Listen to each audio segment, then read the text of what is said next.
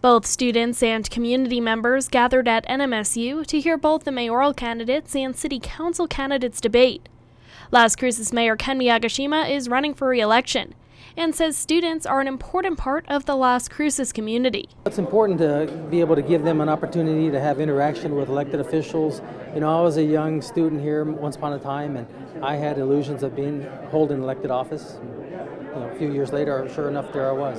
Incumbent City Councilor Greg Smith says it's especially important for him to interact with students because NMSU is part of his district. District 2 wraps around NMSU. There are a lot of students who live in the district, and the reality is that as voters, 18, 19, 20, 21, 22-year-olds, these young people have an opportunity to be part of what goes on in the city where they live. His challenger in District 2, Philip Van Veen, says he hopes to engage students more than they are now. But I think that students are actually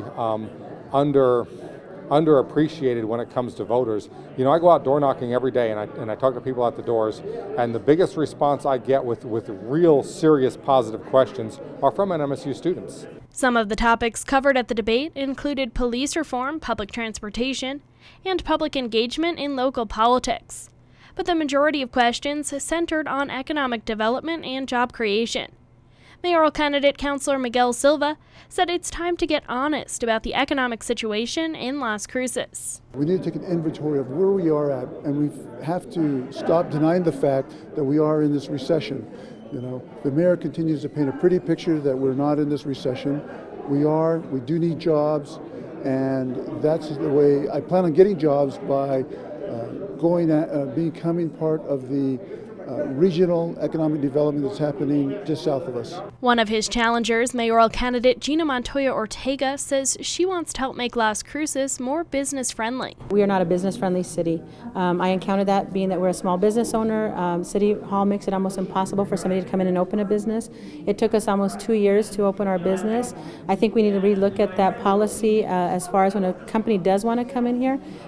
Can we shorten that process so that people that do want to come in here, they don't have 2 years to waste. District 4 candidate Jack Ekman says he wants to focus on improving infrastructure to help draw in a new business. Number one is infrastructure. We have so many opportunities to invest in infrastructure where we have local jobs, local contractors who can do those jobs and invest in ourselves for the future. And then when it comes to economic development, work on the strengths we have here in Las Cruces, which includes the university, which includes the aerospace, agribusiness, our location within the United States. One of his challengers, Gilbert Vasquez, also wants to use the city's location to help improve economic development. I would love to tap into our Mexican neighbors.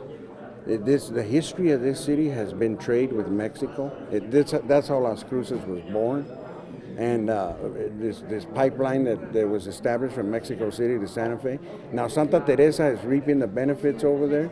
I think that there's a lot of trade going on, and I would love to bring some of that here. District 1 City Council candidate Eli Guzman and District 4 candidate Richard Hall both were not present at last night's debate. Early voting is currently underway, and Election Day is November 3rd. For KRWG, I'm Samantha Sonner.